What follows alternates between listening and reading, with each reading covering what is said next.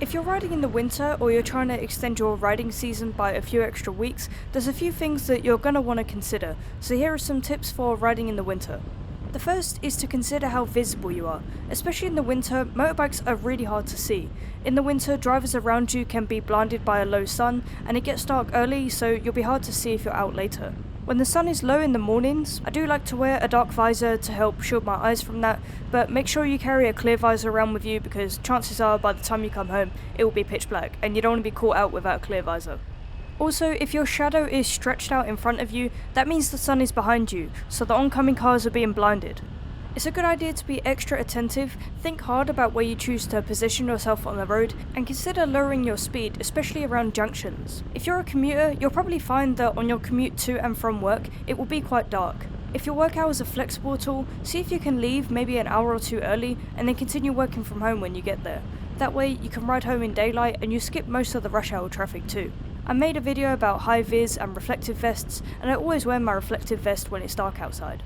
My reflective vest is just a cheap one off of Amazon, and a good little money saving tip is to actually look for the kind that cyclists wear rather than motorcyclists. For some reason, I found that anything branded motorcycle is really expensive, and you can find pretty much the exact same thing for a different purpose like cycling, and it works out a fair bit cheaper.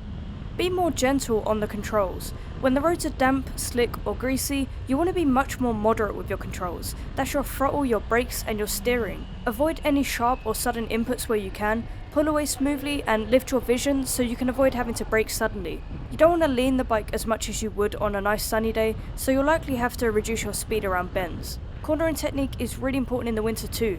Keep the throttle steady until you can stand the bike up and accelerate. You want to avoid adjusting the throttle or hitting the brakes mid-corner.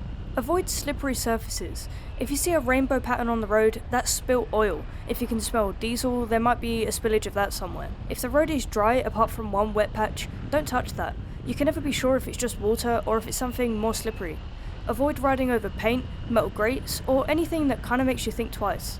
Usually if the bike is upright and you're not doing anything with the controls, you should be okay to ride over some surfaces you're not going to wash out as soon as you touch paint or something, but if you don't have to, try and avoid it if you can.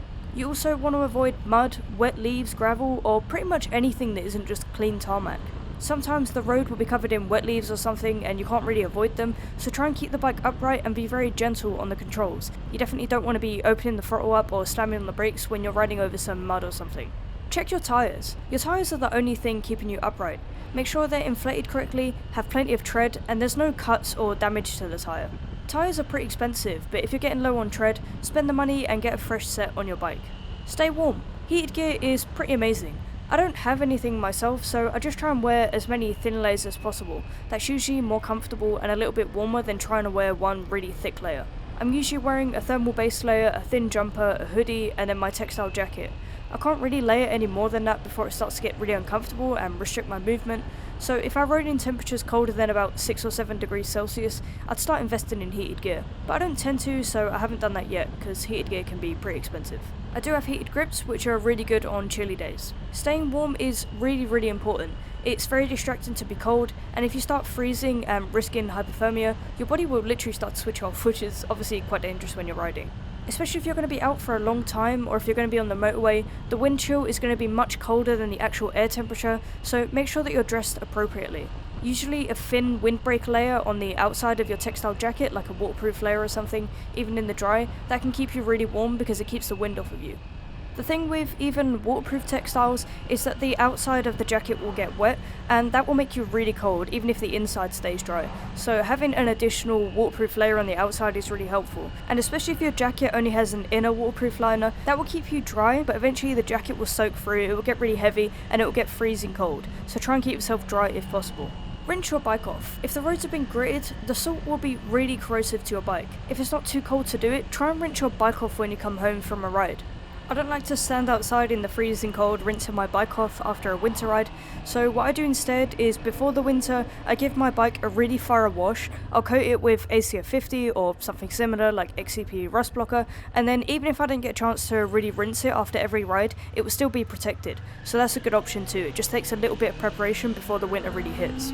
A lot of people don't like riding in the winter, but as you can see from the footage, sometimes you get a nice day that's just a little bit chilly. So wrap up, go for a ride, and enjoy the last few weeks of the year before it really does get too cold even for me. safe riding, and I'll see you guys in the next one.